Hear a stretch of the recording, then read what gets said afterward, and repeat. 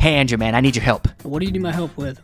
Well, I'm on OrbitDVD.com, and I am trying to figure out what to buy, and there is so much to choose from. Where do I start, man? Well, you can start in a couple of different places. They conveniently have all of the labels laid out for you in two separate tabs, one by U.S. companies and one by import labels, and they also have employee picks, so you can get some kind of expert advice from people who actually work in the store, giving you recommendations. Well, I like that. That's that video store touch that Orbit DVD has, and the reason I'm in such a panic is because right now there is this coupon code that us from Chasing Labels and Over DVD are bringing to you, which is a 15% off coupon code, and it is a one-time only use. You can only use it one time, so please choose wisely. Yes, and you can also stack it upon their great deal where you get any 3 items and you get free shipping, so you can add that code on top of that for some extra savings, and the coupon code is CHASE. Yes, so please go to OrbitDVD.com, pick up some Blu-rays, and use that coupon code CHASE at checkout.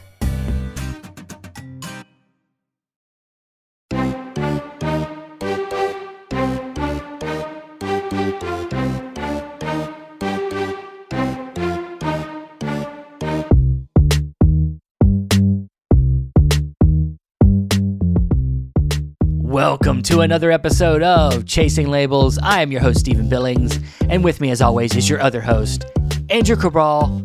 How you doing, man? Hello, everyone. Welcome back, to another episode of Chasing Labels, episode and spy number 68. Why don't you commit to one of them?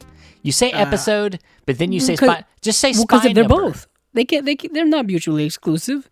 Yes, they are. When you go to our podcast page on whether it be Apple Podcasts or wherever, it's going to say episode 68, but we like to throw in the little moniker of spy number 68 Actually, or spy number whatever. What I put is now of course on the sides it says we've done like more than 68 podcasts because we got the Cinema Discovery Project stuff on our feed as well. But in the title I always put Chasing Labels number this. I don't say episode this. So good. So I don't say episode. So really it's just spy number. I mean I say say spy number.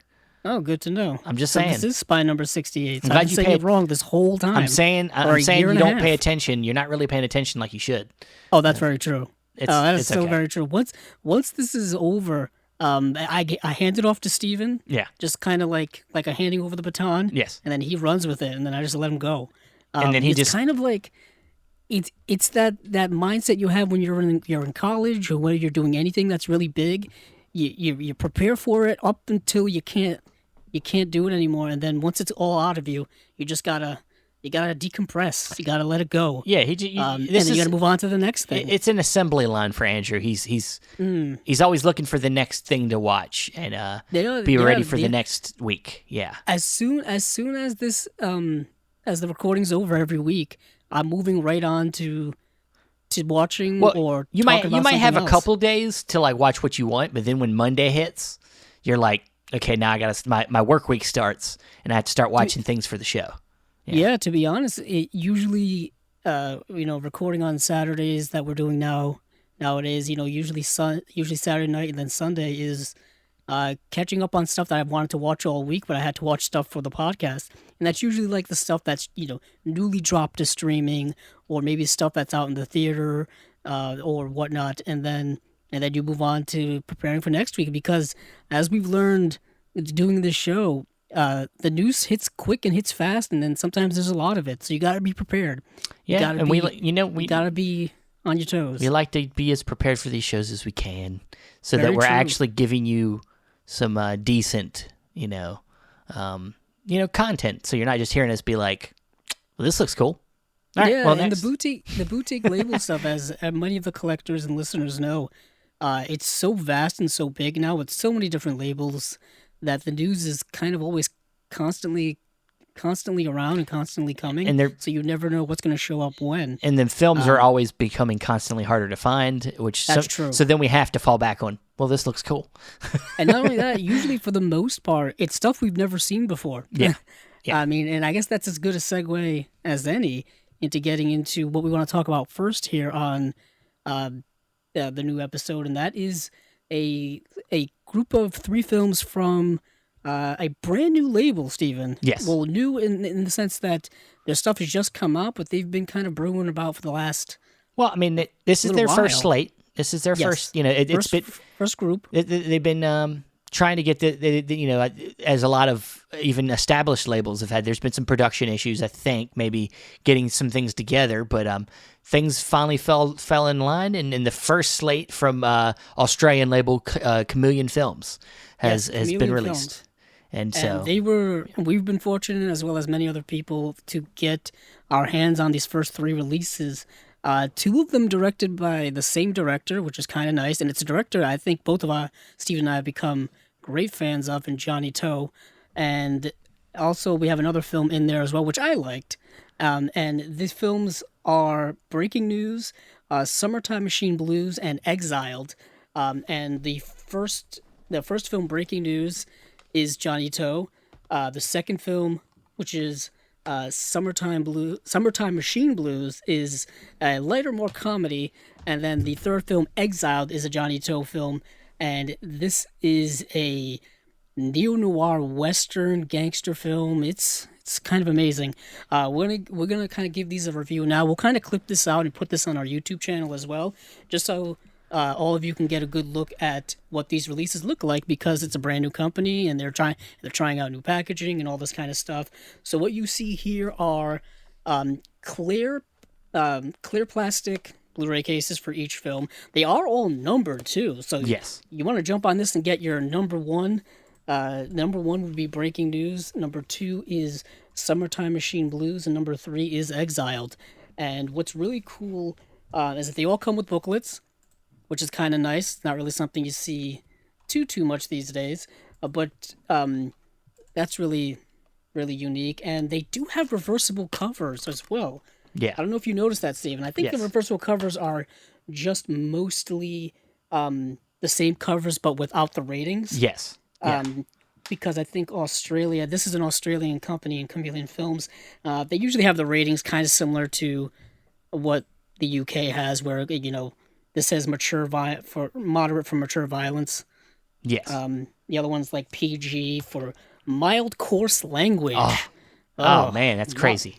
Mild coarse language. And then the last one is also, I think, moderate action violence. Moderate? Which I know that's a little more than moderate, but okay. Yeah, it's a little. Yeah, but let's concentrate on the first film here for a second in Breaking News, because we like to do things in order here. Steve and I both got our copies in the mail. Came really quickly, considering it's coming from the other side of the world to us. What I also found unique about these releases is when you go to the back, there's usually, for releases, there's a description of the film on the back, like a little blurb and whatnot. But here, Steven, did you notice it's just only a list of the special features and like the tech specs and then like the specs of the movie, and not really a description of the movie itself? I just found that unique. Yeah, that is something that I didn't think about. I mean, it really depends. I mean, I think, as having the internet at our fingertips all the time, if you really want to know about a movie and know its description, and you can look it up. But it also makes it kind of like you're almost going in blind to plot and all that kind of stuff. But Breaking News is a unique movie. It came out in 2004. It runs about 90 minutes, which is a quick 90 minutes. And Steven, it's an interesting movie. Plot-wise, how would you describe it? Kind of a little bit of heist, a little bit of... It's like a social commentary movie about about police, and not only police, but kind of just the way in which information is portrayed to us through media. So the synopsis is like there are a group of police that are trying to bust up some type of robbery that's going on, and they end up bungling it like tremendously bad. Yeah. And some people end up like catching it, I think, on camera. I think a news crew or something like that catches it on camera, and then it's blasted all over the news that the police are inept. They can't really, they can't really figure things out. I think what happened is one of the police officers, screwed up in some way. Like he cowered before the the robbers or something, and it just looked bad, like PR wise. So then people have lost all faith in the police and their ability to protect the people. So then the police are like, we got to do something to fix our reputation. Yeah. And they decide that, okay, so the next is like, we're gonna like find these robbers and kind of chase them, capture them, arrest them, and whatever. But we're going to record it ourselves and kind of sell it as a propaganda to like rehabilitate our image. So what they do is they're kind of shooting it like a faux documentary, if you will, or a documentary, kind of like Cops, like that show Cops that's been on for like 20 something years or whatever. They decide that they're going to edit it in such a way where it's going to make them look good. Yeah. But what happens as they pursue these criminals into this apartment complex is things don't go exactly the way they planned or go as smoothly, but the way they're representing it to the people is in a positive way. And so it goes to show you that maybe everything you see on TV, in the news, and expand our world into like social media and online and all this stuff may not be exactly 100% the truth. It reminded me a lot of the movie Nightcrawler, where in that movie they portray like how the news is sold to us in a propagandish type way to kind of get ratings and edit things in a certain way and all this kind of stuff. I really liked the movie. I thought it was a great social commentary. Yeah.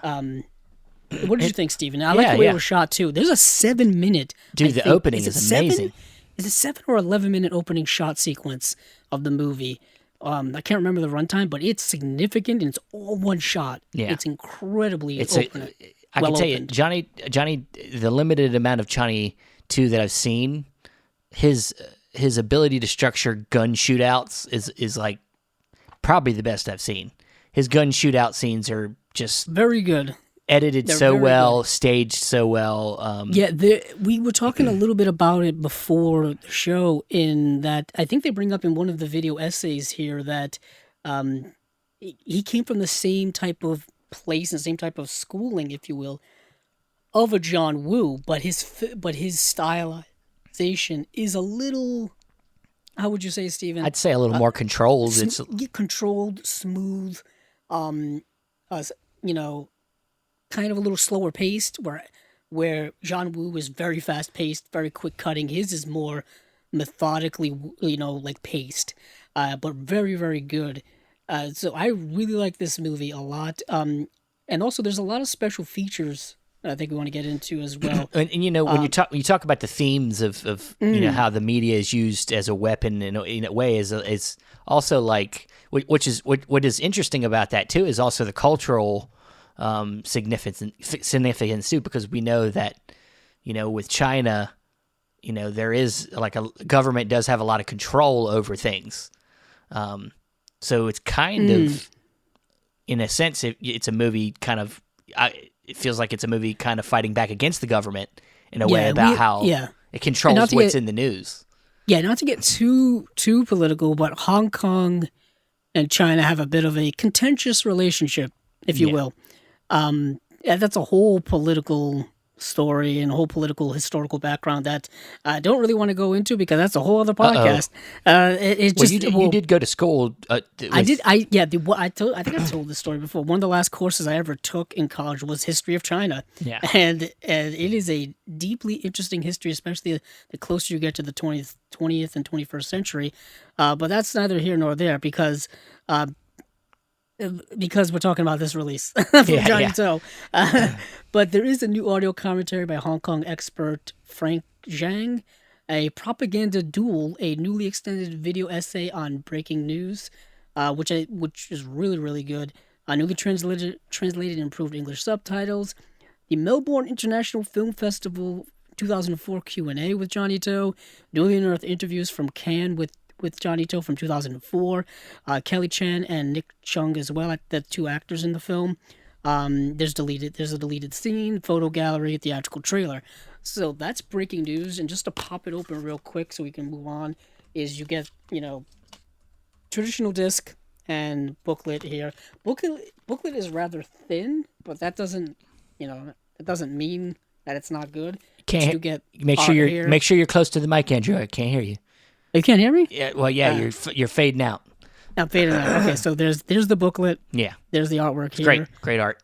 And then back as well. And as you can see, a little thin, but that's perfectly fine because, like I said, any booklet is better than no booklet at this point when it comes to anything like that. So cool. So moving on to something different, way different in tone. Yeah, way different in presentation. There's the cover art. There's the reversible cover art as well. But we have Summertime Machine Blues, and this is like a adolescent comedy. Yeah, I would say. Yeah. It's about these group of kids who I think are kind of like hanging out in like this sci-fi club place that they hang out during the summer, I assume. And what ends up happening is a time machine shows up, and it's from the future, and they start kind of using it, kind of messing with stuff, kind of going into the future, coming back to the past, and going into the past, discovering things that they didn't really know about, and then they realize that they've gotta like fix things. They gotta go back and kind of like fix things so that the timeline gets corrected, or else they could create a paradox and the world could kind of like collapse into itself. The space-time continuum can kind of fall apart. You've heard that story before. But it's a lighter, funner film. It does get a little confusing because they keep bouncing around in time. And you're trying to figure out who's where, when, and what. But I rather enjoyed it. This is a Japanese film as opposed to the other two films, which are Chinese. I think that's a distinction to make. I love the cover art. Oh yeah, the art is with great. These bright orange colors and the rainbow and all this kind of stuff. You can see all the characters and the caricatures. The little drawings and whatnot. I dug it. Unfortunately, when it comes to this release, this has probably the smallest special features package of the three. I know, Steven, you didn't find this film to be as entertaining as the other two. And it's not, you gotta remember, reviewing something when you're first watching it for the first time. Sometimes things don't hit great the first time. And I'm not saying I hated this movie or anything, but I just didn't find it as entertaining as and I think part of that is maybe just a little bit of a cultural barrier where maybe the humor didn't hit with me as well. I found some of it maybe a little bit too goofy. Yeah, there is some like at the beginning when they're playing baseball and they're all acting like a little bit too like childish, immature. I mean, it's a little bit too like it's like are they like 8 years old, or are they supposed to be like teenagers? Because they're all acting like they don't know how to physically move their bodies around. I don't know. Have you been around teenagers lately? They're kind of are they getting stupider? I guess maybe we just thought we were smart at the time, but we really were just as immature and maybe naive as they are. It is. But it is that, and the way some of them act is very over the top. It's a little, animated in terms of the comedy. But it goes for like a lot of their characters. Like at least a lot of their characters are distinct. Like, okay, you can tell this one's the goofball, or this one's the leader, or and all that kind of stuff. There is, of course, like a teenage romance angle in there as well, and all that kind of stuff. But like I said, I think it's one of the movies where I think maybe another watch or two would benefit me. But I don't want to. We're all about honesty here. But on my first watch, it didn't land with me. I didn't love it, but Andrew gives it a recommendation. He enjoyed it. I do. And of course, but the the presentation, the package. You did say it was low in features, but sometimes you just don't have the ability to get really good features, maybe because the people involved are not able to help. So yeah, I mean it's okay. Sometimes there's going to be limited features on a release. That happens. Yeah, sometimes. I was trying to look to see who the director is. Yeah, produced and directed by Katsuyuki Motohiro. That's who directed the movie. But as you can see, there's the front, there's the back with the list of special features up top here, and then of course the the tech specs, and then the movie credits here.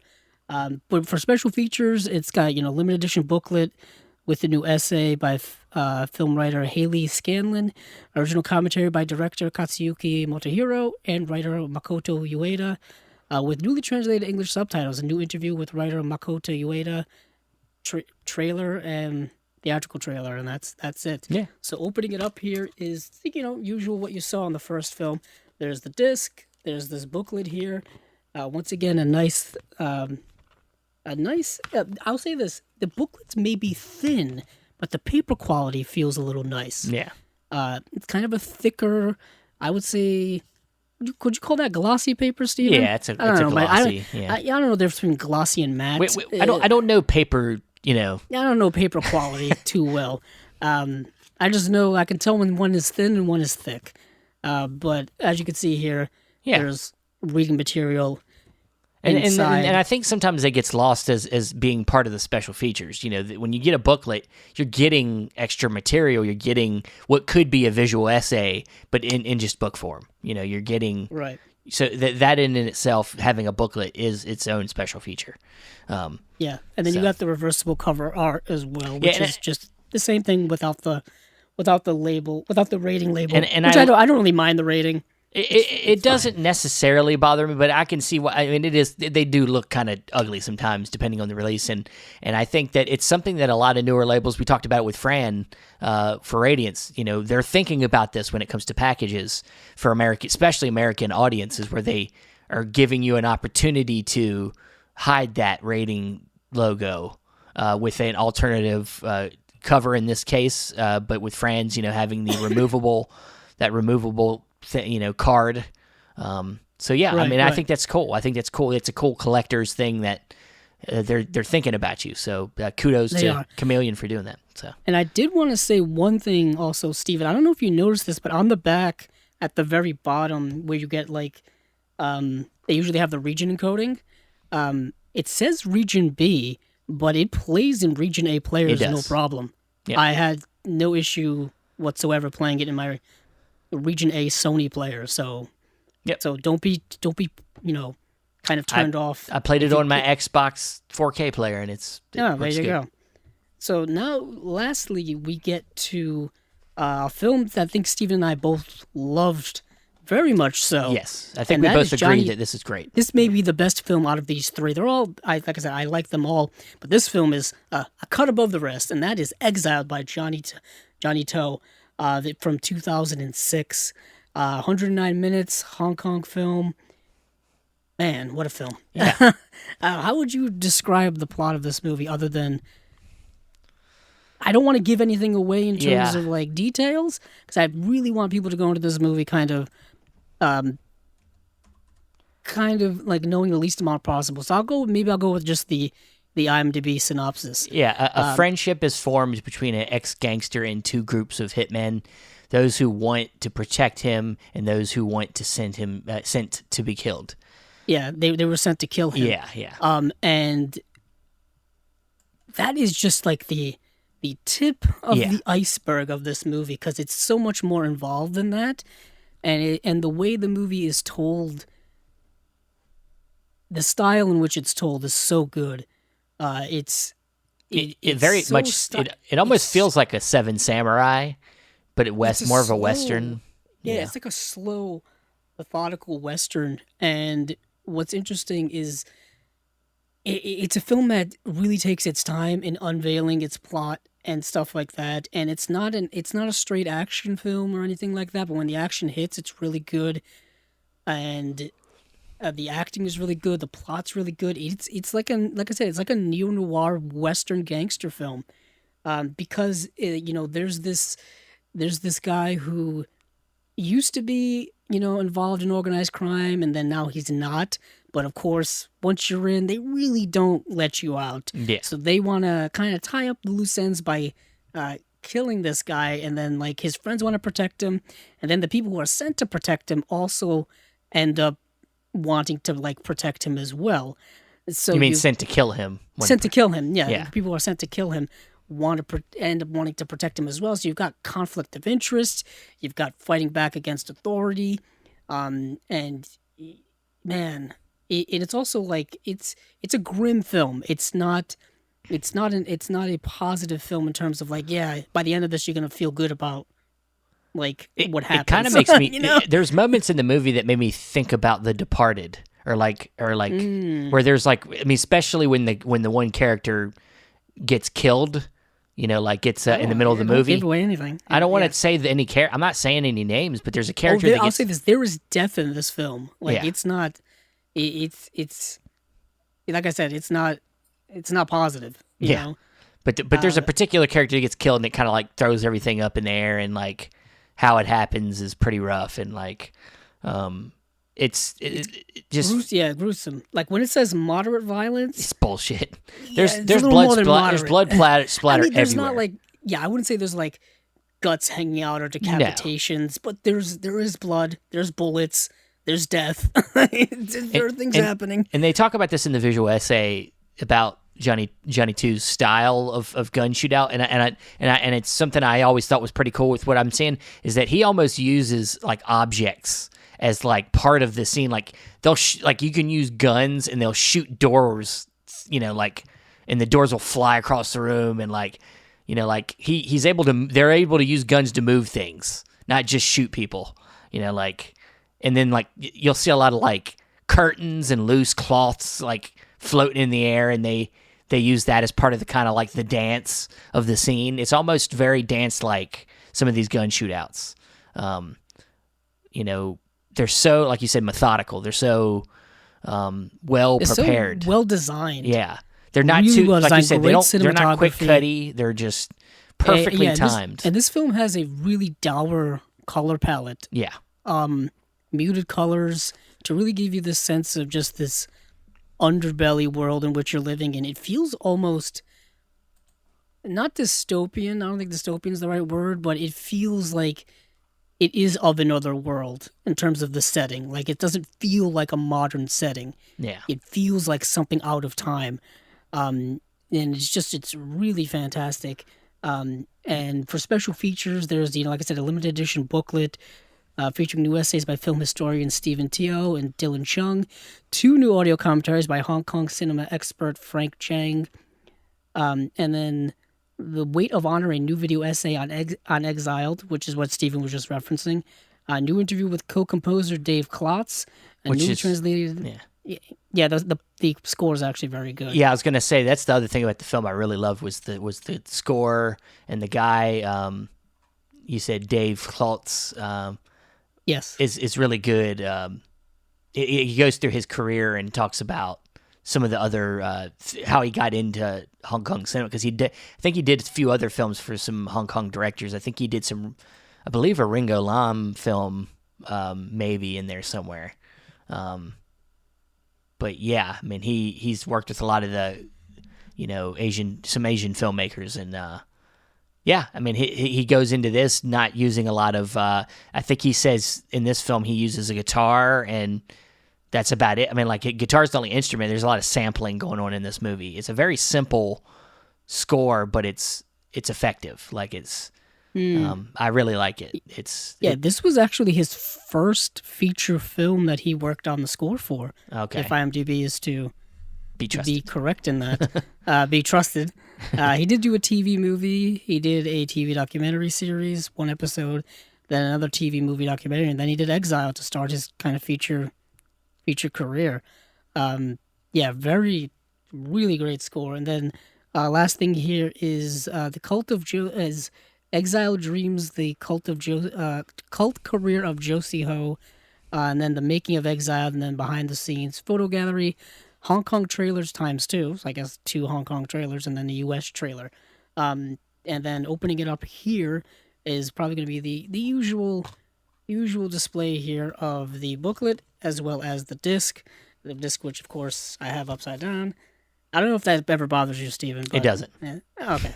Didn't know if you were obsessive compulsive about it. No, and then the usual, and then the booklet out here with artwork on the front, artwork on the back. And then the pages on the inside here. I don't know how many pages the booklet is. These booklets are. But they all seem to be the same length, which I guess makes it all nice and uniform. But yeah, there's plenty of essay and reading material on the inside. And then of course just one shot of the inner artwork, which is the same as the outer artwork, just sans rating. And that's about it. Really love the presentation. Everything looks clean, shiny, and new. That new Blu-ray smell, as they say. Yes. But also, when it comes to the audio and visual presentations, I didn't have any issue with any of them. No. They all looked really, really good. They all sounded really, really good. When it comes to the audio, of course, they are in their original languages of either Chinese or Japanese, in the sense of Summertime Machine Blues. And I think, I just want to make a distinction. Yeah, so both Johnny To's films are in Cantonese and not Mandarin.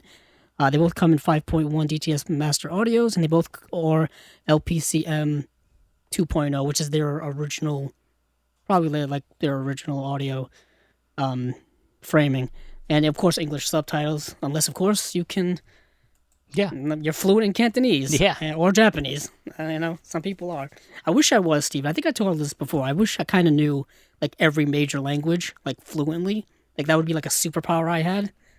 Yeah, well, I don't know why I'm bringing that up. I don't know either. But no, but yeah, that's Chameleon Films. That's their first slate of films. I can't wait to see what they got. 3 movies. Yeah, so I can't wait to see what they're bringing out for us next. Hopefully, we hear something soon. Yeah, and you can find these pretty much. I think at most most places. I think I know Orbit DVD had them. Yeah, Diabolic has them. I don't know. And of course, else. Chameleon Films. I think Grindhouse may have them. Yeah, and Chameleon Films. And you can get it from Chameleon Films directly. Yeah, Chameleon. Let's see, Chameleon Film. Website, yeah. It says shop.chameleonfilms.com.au. So, but I'm sure you can just put Chameleon Films into Google and you'll find it. It'll easy. pop up. I like their little logo. Yes, I like the logo too. I do. It's a nice cool logo there. But yeah, I mean, that's Chameleon Films. I dig it. I like new labels cropping up since we've started. Yeah. We kind of, when we jumped into this, we kind of jumped into the middle of like the runs of a lot of these these studios that we talk about. So it's really cool to kind of start one off right from the beginning. Yeah, a couple because of them. I don't have to play catch up. And a couple of them now. We got Radiance, now we got Chameleon. I mean, there's ones that pop up all the time, and some of them we don't catch, and we just only have so much brain power. But these are two that we snagged onto, and also money as well. Well, yeah, of course we can't pay attention to everything. Our shows can only be so long. No, I think.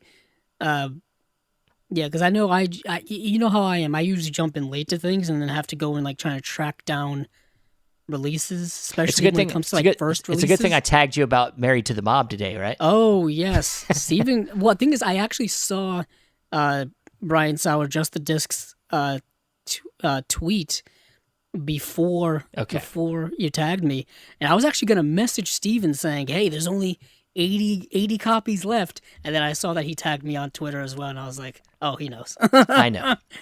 So I went and grabbed it. Yeah, as well. I grabbed it too.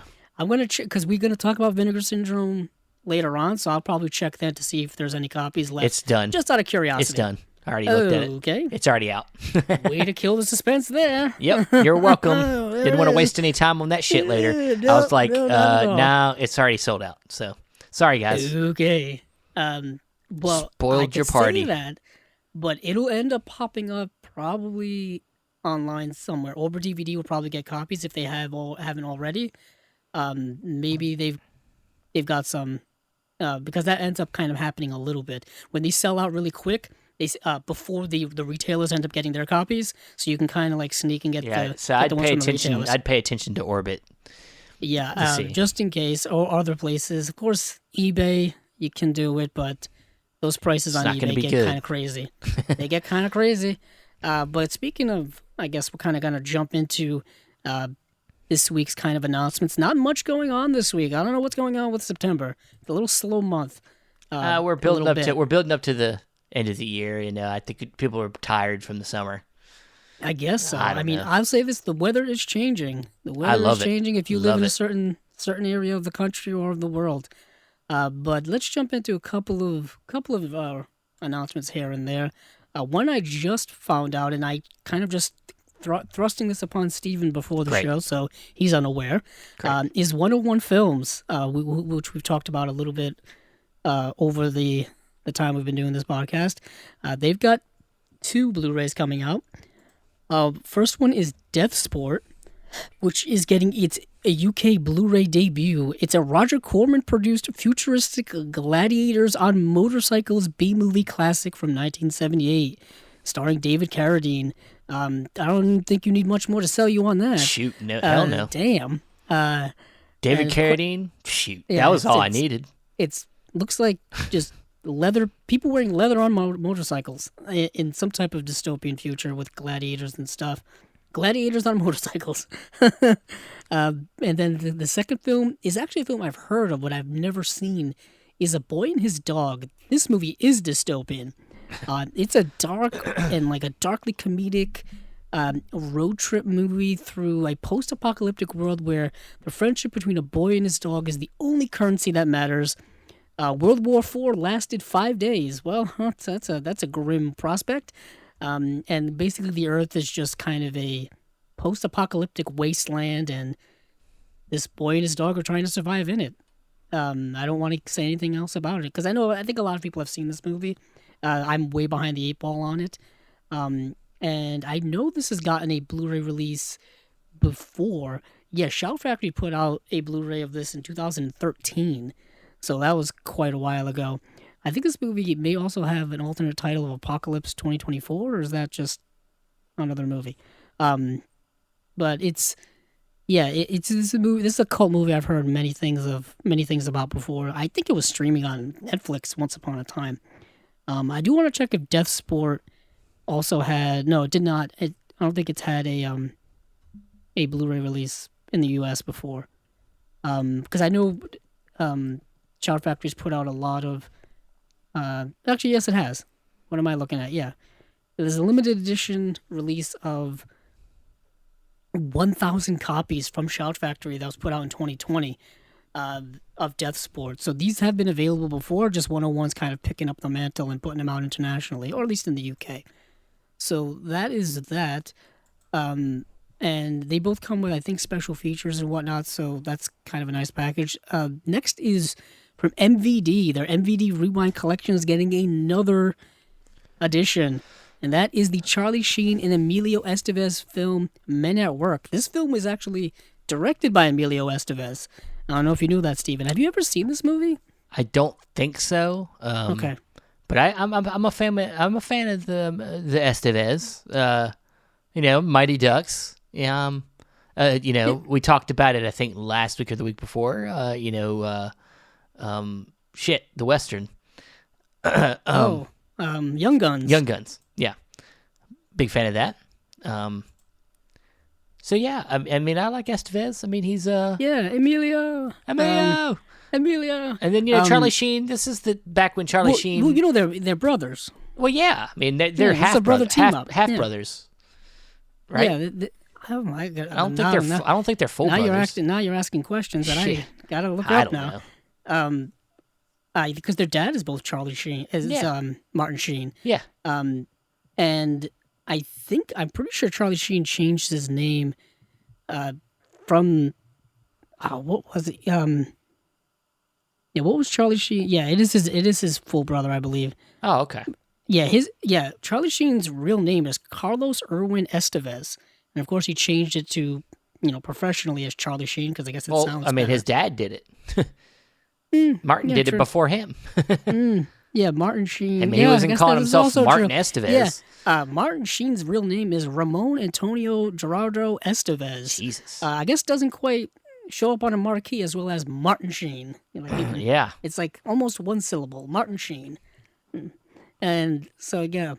So, but it's a fun 80s comedy. I know it's a bit of a cult film.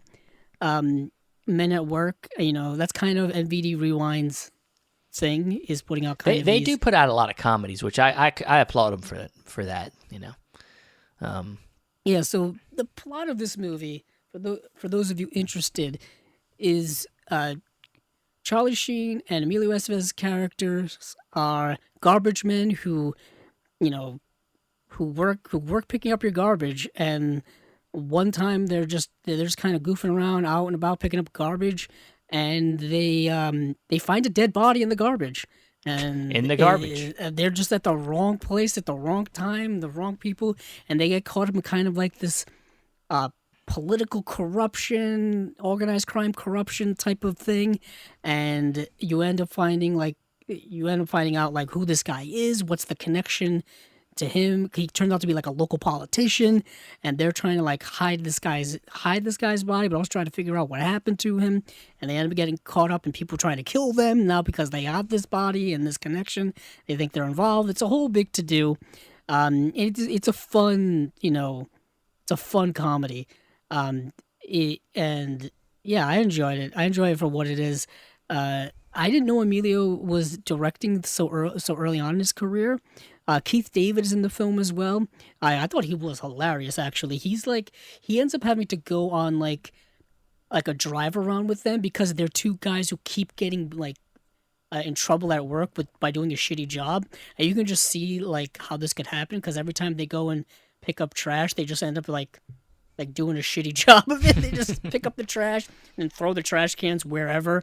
I don't know if that's ever happened to people listening where like you'll end up coming home after work or something, your trash cans will be in the middle of the road because like the people picking up your trash. I don't get that so much with my garbage can, but my recycling like ends up in the road. It ends up like in different places most of the time because they're in such a hurry that they're just tossing the shit. Like.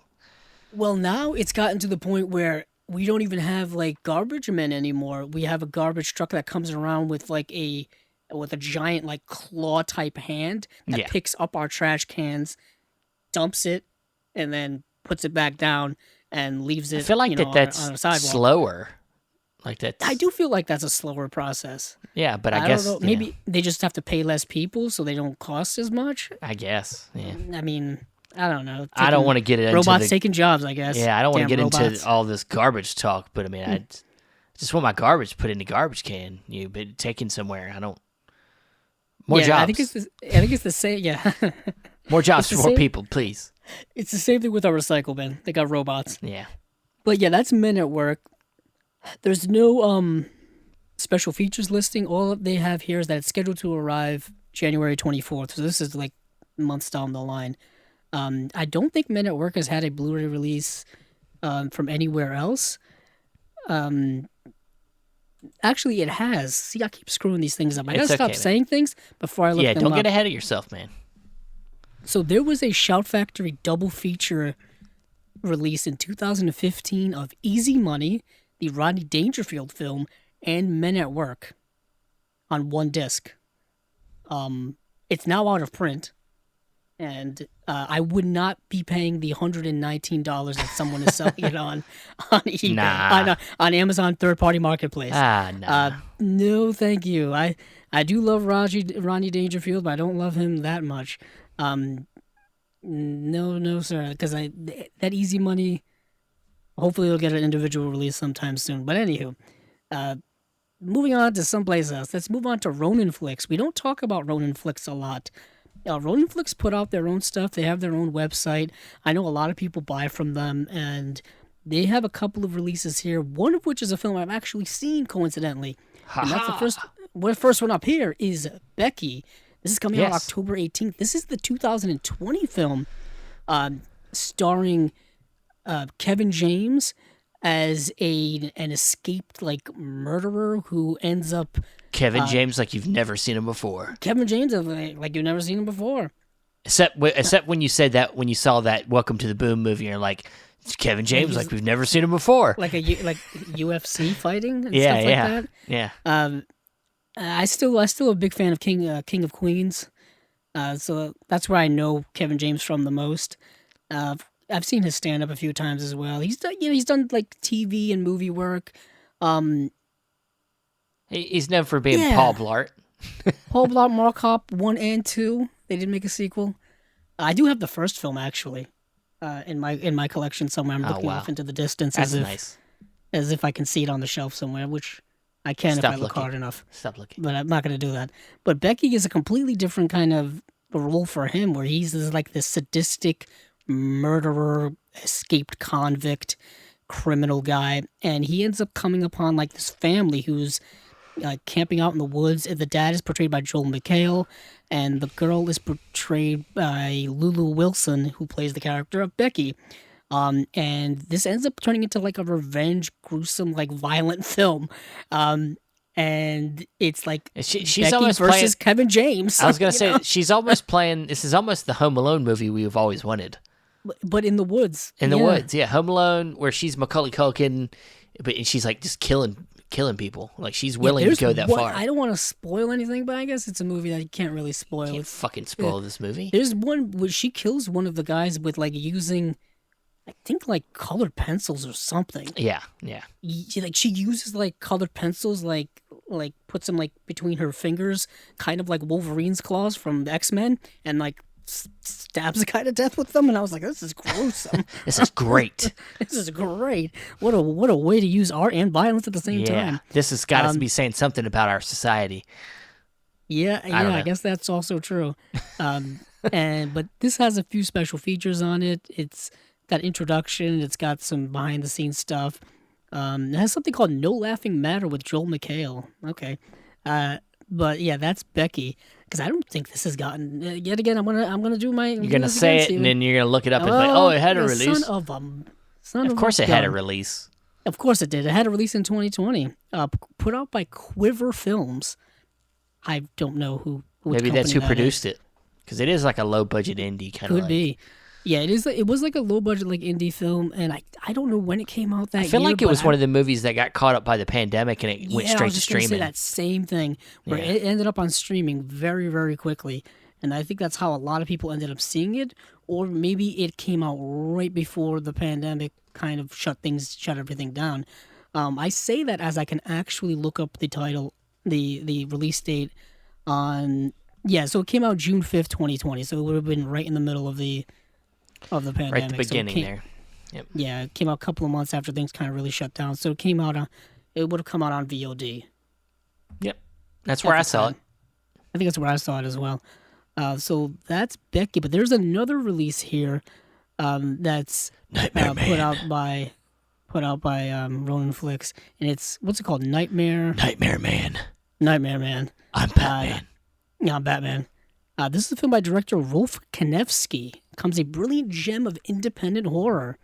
After receiving a demonic African mask in the mail, never trust the mask. Have we seen The Mask by Jim Carrey? We know it's pretty good. Yeah, Ellen Morris is attacked in her dream by an evil being she calls Nightmare Man, and is labeled a paranoid schizophrenic by both her doctor and her husband. You know, they always label them as like schizophrenic or there's something mental going on. Why does nobody jump to the like supernatural conclusions right away? I don't understand it. Have they not seen movies? I know, really. Our movie's just a reflection of our own true lives. I know, right? But yeah, apparently it's one of those types of films.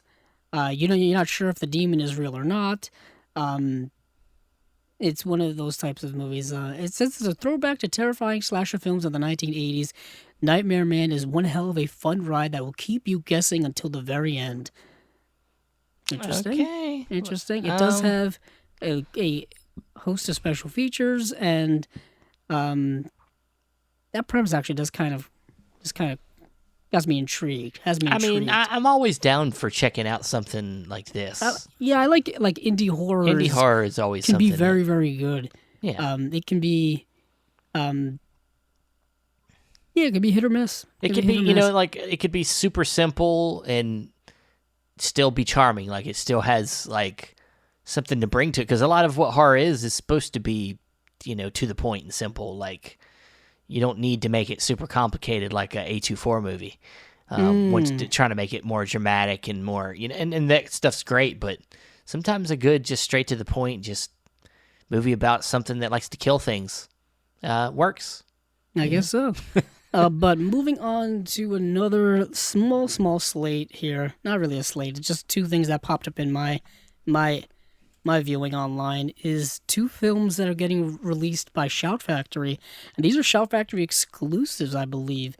Well, obviously, since it's put out by them, it'd be an exclusive. But we have The Warrior and the Sorceress starring David Carradine once again. Damn, he's back again. really majestic, almost epic cover art here, which looks like it must be the poster for the movie. And then we've got The Hot Box, which is a movie that I've never heard of before. But it looks interesting. The Hot Box is getting a new 2K scan from the best original film element. Yeah, that's an interesting KG release here. And then the Warrior and the Sorceress, they don't really... new 2K scan from the original camera negative. And that's about it. Cool. I don't know anything from either of these I don't know movies. anything about these films. But... I'm curious about the Warrior and the Sorceress, though. It says, welcome to a distant world of exciting battles, exotic women, mystical secrets, and evil wizards. Kane, portrayed by Keith Carradine, is the last survivor of a mighty warrior tribe. I'm getting Highlander vibes here. Once an exalted warrior priest, Kane now wanders the planet as a mercenary sword for hire. That sounds like a samurai. In one small village, he finds two vicious clans struggling for power. Oh man, that sounds a little bit like Yojimbo to me.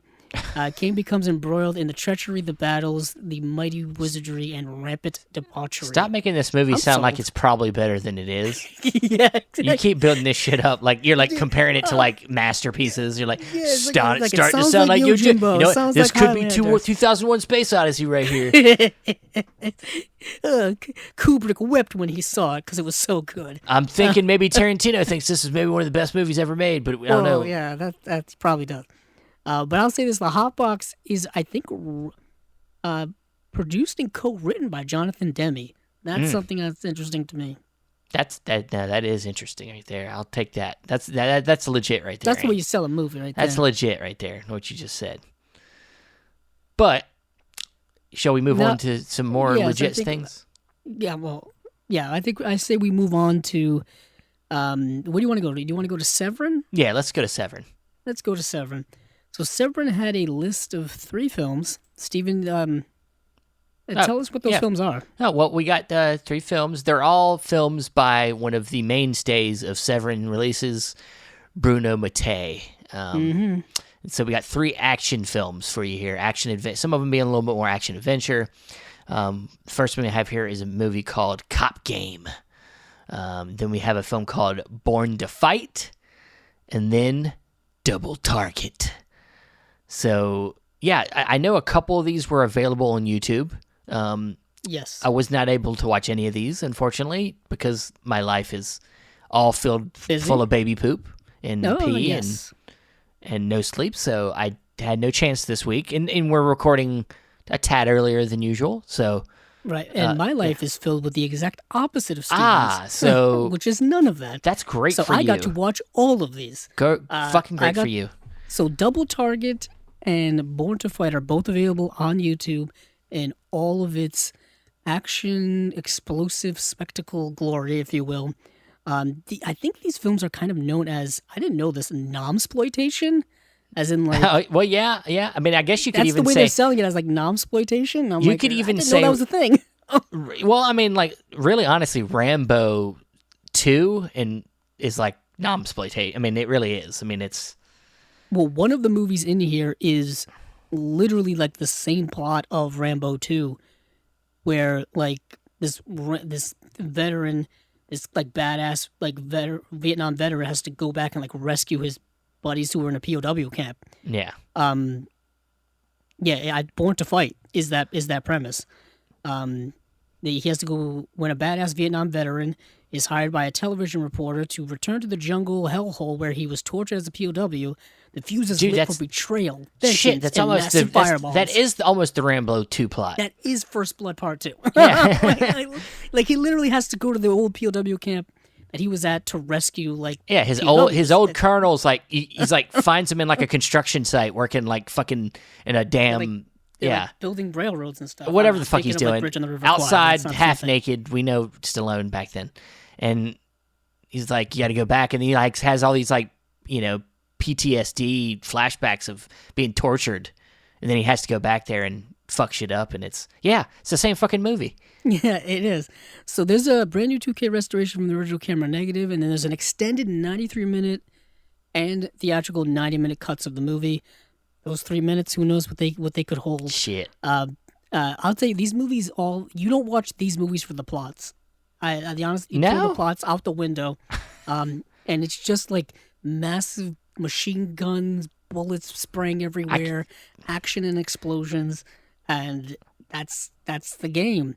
That's the way. Like if you just look at the poster or the cover arts for these movies, it's just big muscle bound dudes with large guns. I mean, like that's 80s action for you. So are you saying that liking these, I have a chance? Yeah, I guess. Yeah, There's a chance that I like them. But Double Target, yeah, it's like I'm trying to remember. It's like the sequel to Hard Target. No. It's the Double Target. So what's happening is like there's like these group of like people going around and killing like soldiers or whatnot, and they're dressed up as if they're like this secret squad, like U.S. military squad or something like that. But it turns out it's just a like communist plot to like screw shit up or whatnot. And then like, and this guy is tasked with having to like, figure out what the heck is going on. And he's got to return to Vietnam. So it's like, that's kind of what it is. And when terrorist attack ravaged Southeast Asia, the U.S. government recruits former loose cannon commando Bob Ross. Oh, what a name! Oh shit! It would have been amazing if it was actually Bob Ross to return to Vietnam, hunt down the Russian madman portrayed by Bo Svensson, responsible rescue his long lost. He's got a long lost like son who. He's trying to reunite with, but he's having trouble doing it. So that's like part of the deal is they're gonna find his son for him and whatnot, and that's how they're gonna like reunite him and like that's like his payment. Yeah. And of course, last thing here is and destroy anything that gets in his way. Donald Pleasance is in the movie. Oh wow! As like one of the guys who like recruits him to go on this mission. Like I said, it turned out to be like a communist plot or whatever because it's the 1980s and the Russians are doing communist plotty things. Yeah, it's fun. It's a whole lot of fun.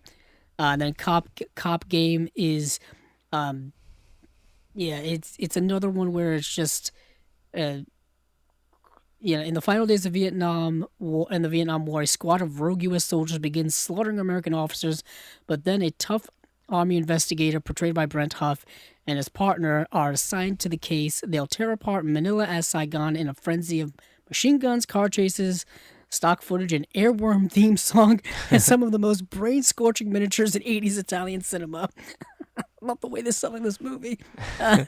Well, I mean, look, if people ain't aware of Bruno Mattei, he's kind of like he's been described as like the Ed Wood of Italian cinema. He's kind of like a very low-budget filmmaker who thrives off of just his passion for making movies. He doesn't care if you like it or not. He's gonna make the movies he wants to see, and with low budgets, and he a lot of times gets a lot out of what he has, and it finds creative ways to get a lot out of his films. So these are just a trio of non-exploitation films that he did. So yeah, I mean, there's a lot of passion brought into these movies. You can tell like there's definite passion there to deliver a fun and exciting action-packed movie.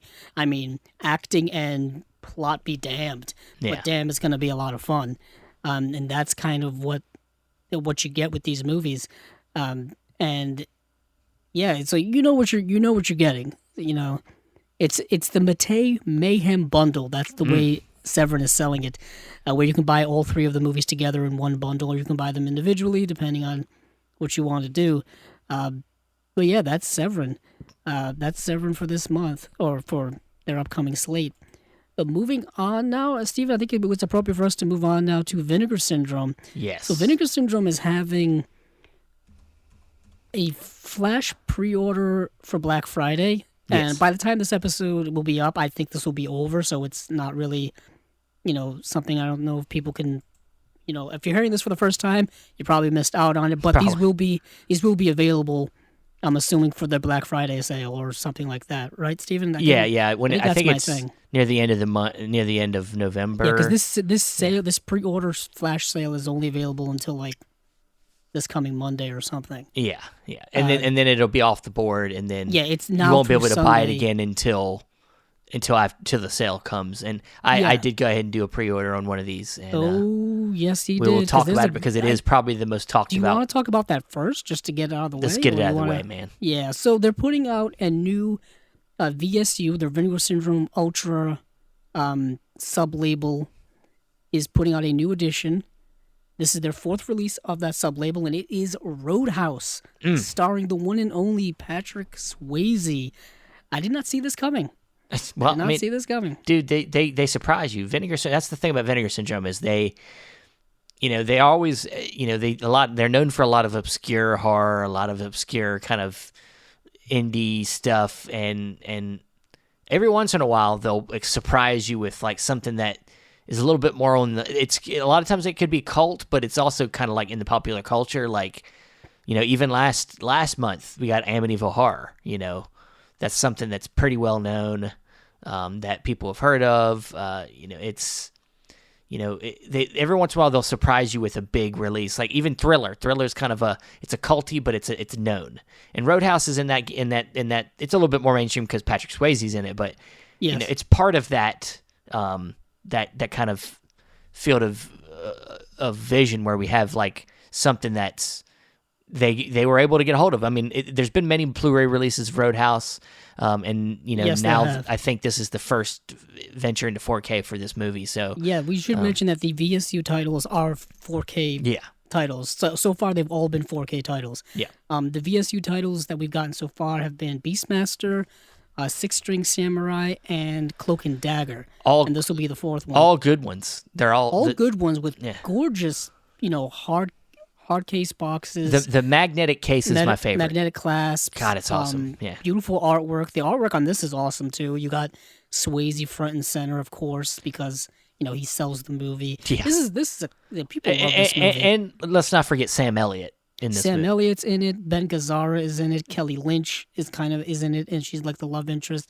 For those of you who have not seen this movie, and I've actually only seen this movie, I think once or twice. Really? Yeah, I've seen it did- maybe like 1 times 25 or Oh, something so like you that. can just say 25 times. Yeah. And for those I of could you have. who not, I could have. yeah, those of you who do not know this movie, Patrick Swayze is hired as a bouncer at this Actually, Dirt- they call it a cooler. a cool yeah, He's the head of the bouncers. yes, The cooler. and it I think the bar's called the Double Deuce. Yes. Right? Double deuce. Or And the it's double, just a or as rowdy- they joke in the movie, the double douche. Nice. It's just a really rowdy, just wild roadhouse bar. It's a wild bar out in the middle of Missouri. Yeah, and yeah. he's hired to got to get it under control. Yep.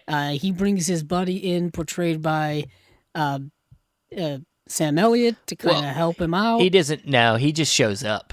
I mean, yeah, I guess that's true. he goes into this kind of by himself. He's kind of, you find out throughout the movie that he's kind of running away from his past a little bit because he's yes. had some issues where he killed a person, like in an altercation in his past. So he's kind of run away from his past. And then while he's there, he meets Kelly Lynch, who is like a doctor, but she's also connected to the kind of the rich power overlord of this small town. Played by Ben Gazzara. Yes. So it all slowly kind of builds up, but he slowly gets in over his head, and then eventually Sam Elliott comes a calling when he kind of feels like his friend needs his help from some conversations they've had over the phone. So he comes and shows up and gets involved. And Yes. yeah. And So- he's got a specific set of rules of how to run the bar.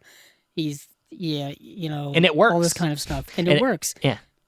Yeah, this is like I said, it's a movie that's been put out several times. I think Steven and I both coincidentally have the same Blu-ray Yeah. release.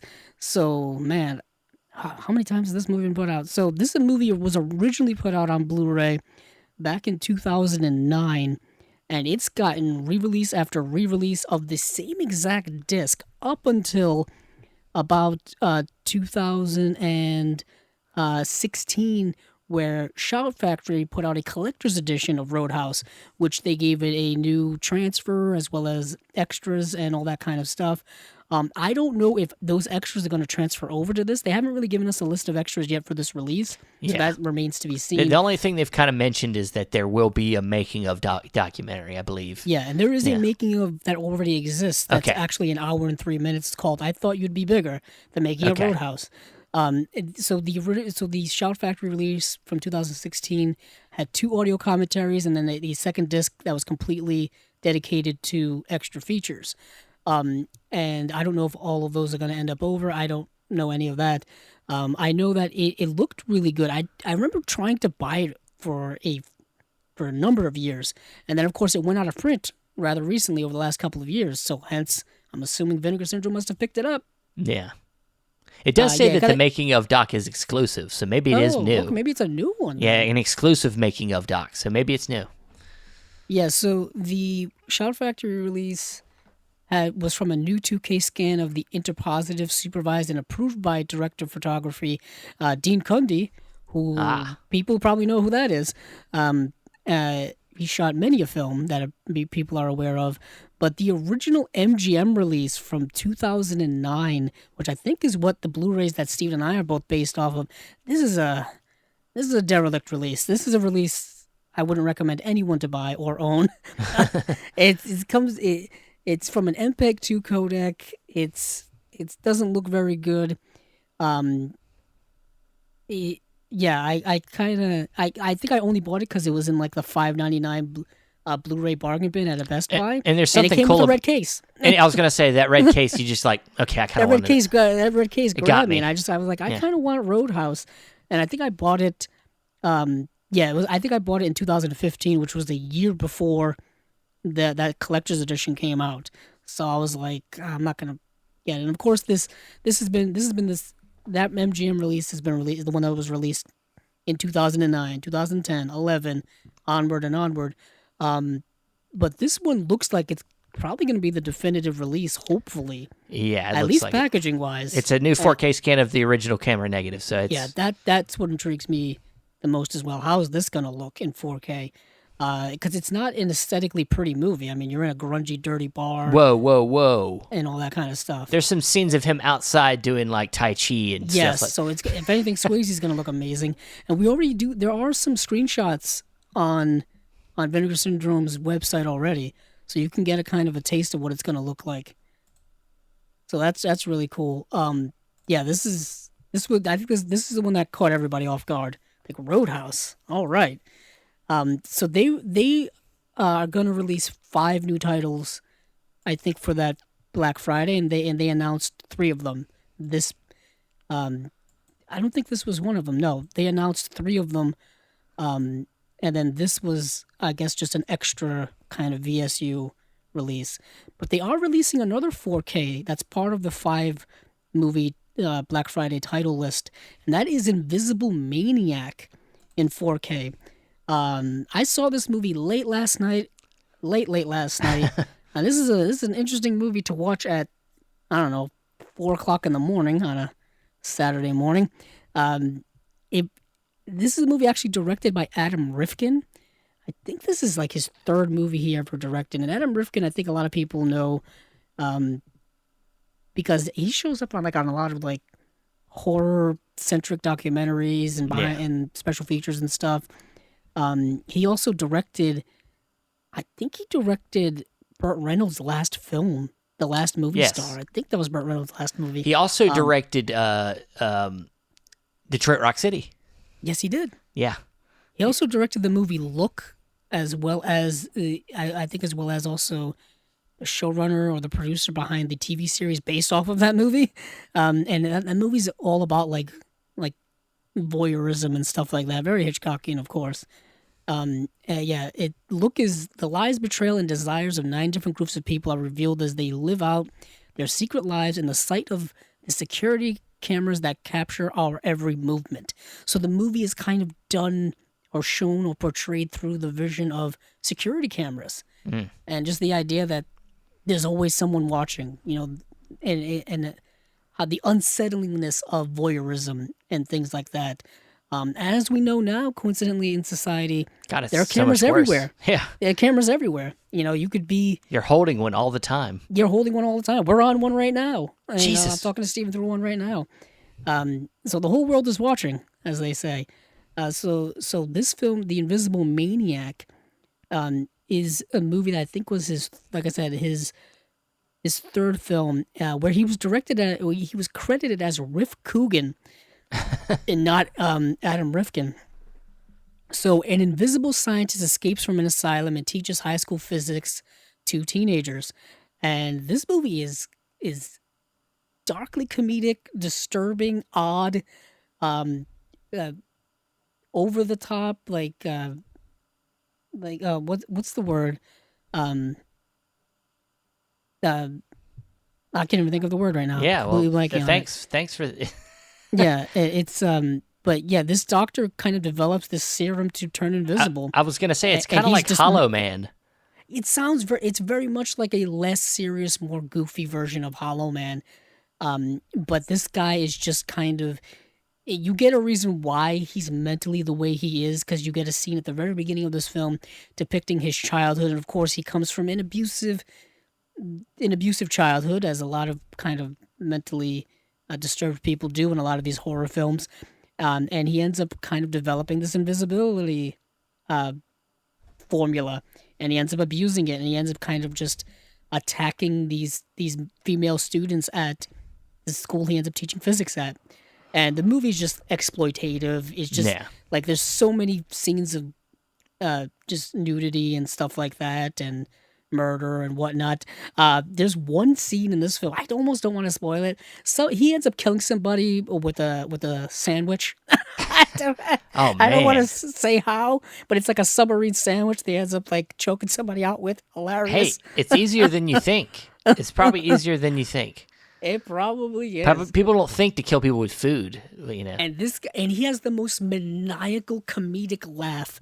That's super annoying that you've ever seen. And as the film goes along, he just gets more and more manic and more cackling, like he's like the Joker or something. Yeah. And it's just, the movie's like absurd in that way. The acting's not great, and whatever the plot is, it's just, but it's a lot of insane fun. Yet again, one of those kind of low budget horror films. This movie came out in 1990, so it's not quite an 80s horror, but it has that slasher type vibe with the exploitation, the nudity, and whatnot.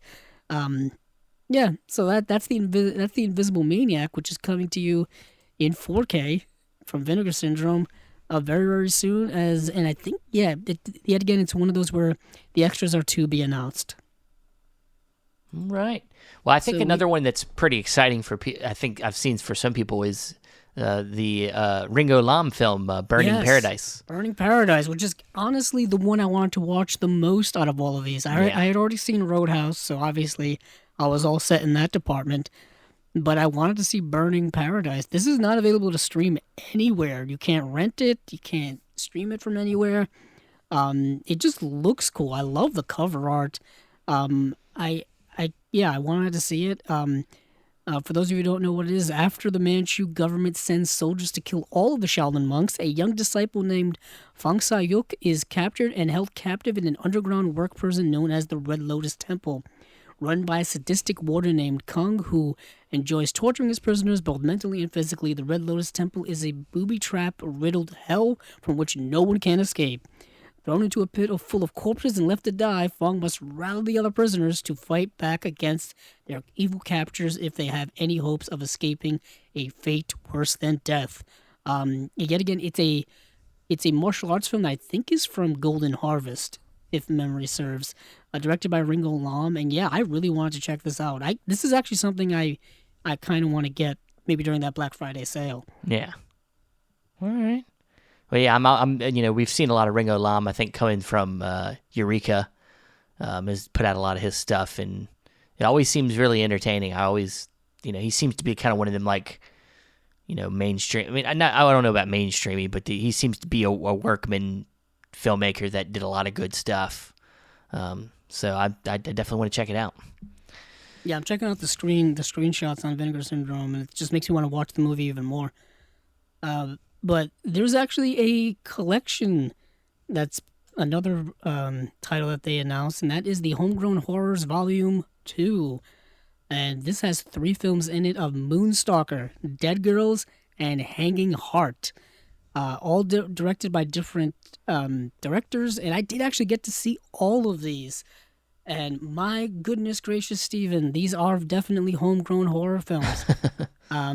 Moonstalker is a film about a family goes out to. First of all, it starts off with a family that's going out camping, and of course, there's somebody out there committing murders, and then there's a group of people. There's a group of like camp counselors like trying to like set up a camp, like a summer camp or something. Why? And then there's and they're just in the wrong place at the wrong time where that same murderer is out there in the woods, and they get caught up in that. So it's just them getting picked off like one by one. This is actually getting a 4K restoration of its 16mm camera negative. Wow. Just baffling. It's yeah. That's great. It's directed by Michael S. O'Rourke. A group of campers outside of wintry Reno, Nevada. They didn't even mention that in the movie. Face off against an unstoppably strong and vicious killer featuring a staggeringly high body count and plentiful creative kills. It's an 80s slasher film. Came out in 1989. Steven, is that a good year or not? It might be a good year. Maybe. But Dead Girls is directed by Dennis Devine and Steve Jarvis. I think Steve Jarvis wrote the film. This is kind of a tribute to Gialli, in a way. It's there's this kind of punk like rock group called Dead Girls. It's an all girl band, and they end up going out to stay at this like vacation home. And once again, they're getting killed one by one by some mysterious killer who's dressed up in this rather frightening looking like mask and cape and stuff. And who's doing this killing? That's kind of the plot of the movie. Yet again, a 4K restoration from 16mm camera negative. This movie is 106 minutes long, and it did not need to be 106 minutes long. Not at all. That's the one fault of this movie, is that it's too long. And the one thing I'm noticing by watching these lesser films, these B movies, C movies, whatever it is I'm noticing that it's really hard to sustain a film for a long amount of time. You know what I mean? To really keep an audience engaged, it's tough. as I'm losing my voice. Yeah, when you're making these super low budget homegrown movies that they're putting these sets, I'm sure are not having anybody behind them telling them to edit more. Oh no, it's probably just these are like low budget shot on video movies with people like for example, that Moonstalker movie takes place entirely in the woods. There's no sets, there's no sound stages, there's none of that. And I'm pretty sure they're shooting in like real locations inside people's houses, and they're like doubling up as like, hey, this is a movie, this is a recording studio, but it's really somebody's house. It's stuff like that. But it's guerrilla filmmaking, and it's unique and it's interesting from that perspective. And I'm always into that. It's, Severin and Vinegar Syndrome do a great job of putting out a lot of stuff like this that. You just would never find anywhere else otherwise. I mean, and they, as you kind of jokingly referenced, they kind of go above and beyond to present it to you to the point of restoring them in like 4K restorations, like 4K scans. It's fascinating to me. It will never not be fascinating to me the lengths of which Vinegar Syndrome, Severin, all of these other labels go to when it comes to restoring, remastering, delivering these films in a way that no one would ever think to, like, let's give this a 4K restoration. Like, they give 4K restorations to things like The Godfather, and to like Lawrence of Arabia. But you know what? Let's give Moonstalker a 4K restoration. it's incredible that they do that. And these movies, for the most part, I say this over and over again, they need it because I'm watching like VHS rips of these on YouTube, and that's the only way a lot of these movies have ever been seen before is VHSs that came out 30, 40 years ago. So these movies need that type of, work done on them. And I would say what is interesting as I say that, this last film for me was actually one that I found to be the best of all of these three, and the one that's the most interesting, and that is Hanging Heart, movie by Jimmy Lee. And so there's this guy. Actually, I'll read the IMDb title. Denny is a struggling actor whose girlfriend's dead body is found in the theater where they have been preparing for their new production. It actually happens after like a sexual encounter. But being one of many suspects, Denny must track down the killer as others around him are found dead one by one. Can he unmask the thriller before his own life is turned upside down? And that's a basic understanding of what this movie actually is. But what the movie really is about is you get a kind of a psychological profile of this Denny character, and you get kind of flashes of his backstory of when he was younger and certain moments and certain traumatic events in his life that have made him who he is in the current state, and that would also make him like a prime suspect in these murders, to the point where you as an audience member are like, you kind of know it's not him committing these murders, but you're like, wow, he's really someone who could commit these murders because he's so traumatic. And the film is really heavily leaning on how past trauma really affects your present. And if you haven't been able to deal with that trauma or have addressed that trauma in any meaningful way through therapy, through whatever, it messes you up mightily. I thought the movie had a really good streamlined theme of that, and I was really impressed by it.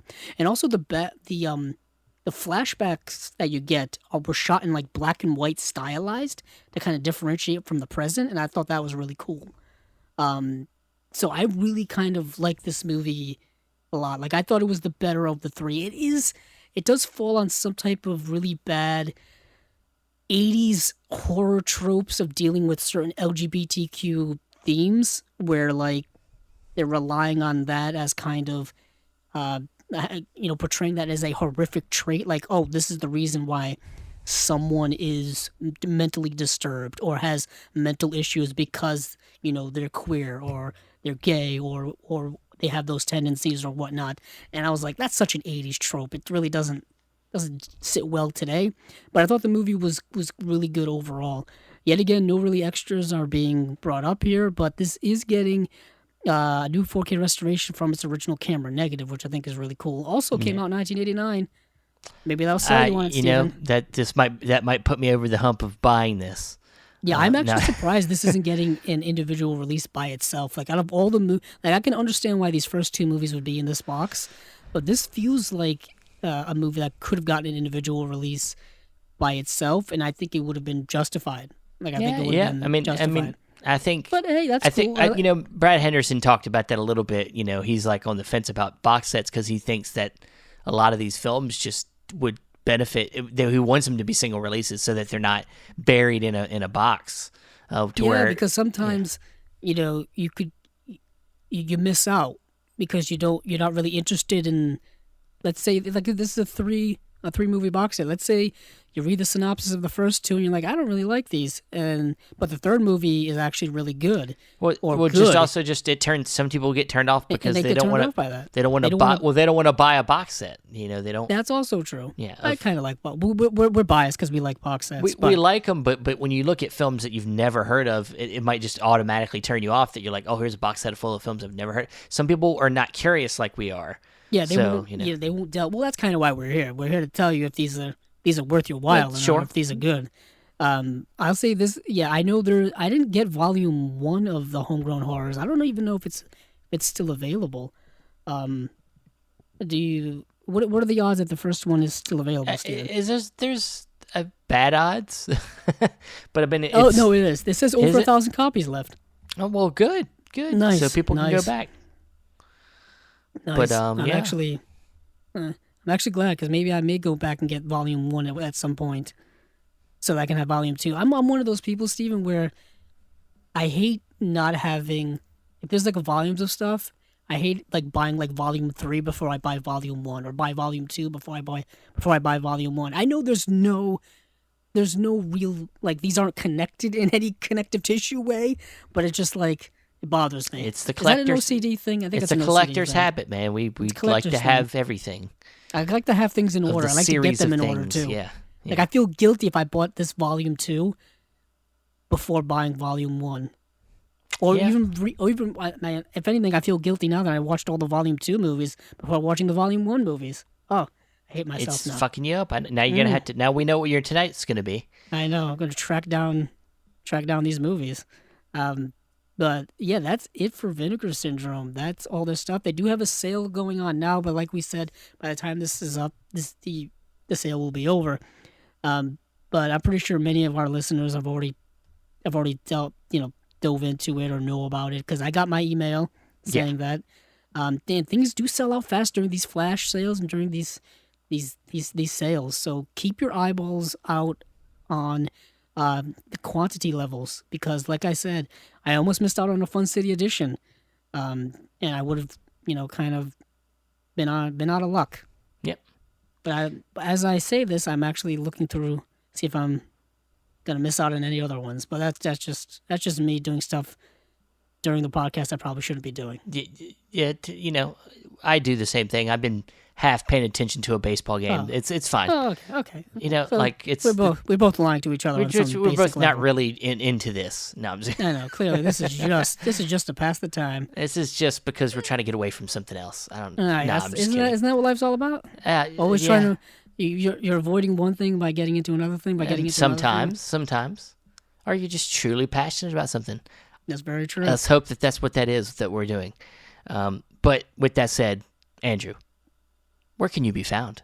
You can find me on Twitter at Capzilla06, as well as our YouTube channel, Chasing Labels, which we will have a new video up soon of the reviews we did for the Chameleon Films releases early on in this episode. So be on the lookout for that.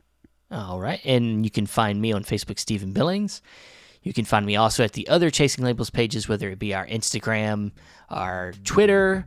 You can follow me at my Letterboxd at Chasing Labels, and you can also get the audio for the podcast at Podbean, Apple Podcasts, Stitcher, Spotify, and other places. Thanks again for listening, and hey, keep on watching them movies. I know I will.